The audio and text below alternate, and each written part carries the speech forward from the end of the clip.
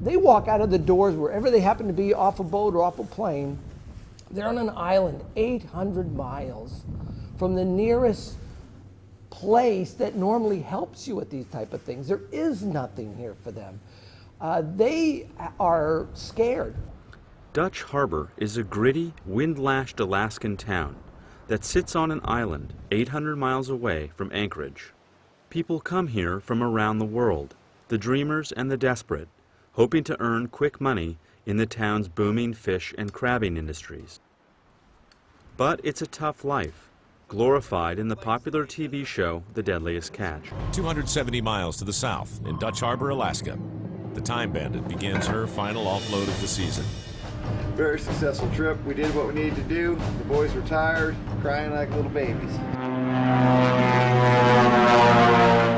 But many people arrive, sometimes at great personal expense, only to be laid off or to find there are no jobs.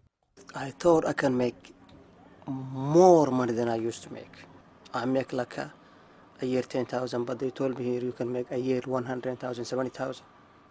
But it's a lie. I don't want to exactly live in the Dutch Harbor, but I can find jobs, and then I don't have a choice for the moment. I've seen men, big, strong, tough men, just tears running down their eyes when I tell them that they're important and that I'm going to do everything I can to help them. And John Honan is pastor at the Unalaska Christian Fellowship. Since 1994, he has helped people stranded in Dutch Harbor. We do not have a shelter of any kind for people who are in temporary emergency situations. But there is one place here at the end of the world that Honan says would be ideal for people at the end of their rope. Here, this is where people got loaded, smashed, and robbed on a regular basis. People beat each other up. This is the former Elbow Room, a bar that in its heyday in the 1970s and 80s was said to be one of the most notorious drinking establishments in North America. You know, back in those days, it was just insane. You know, it was like, this place was like the Wild West frontier. You would have fishermen coming in with $40,000, $50,000 in their pocket, right? But it was the mentality. That's what they did. They went in and they would just let it all hang out and create trouble.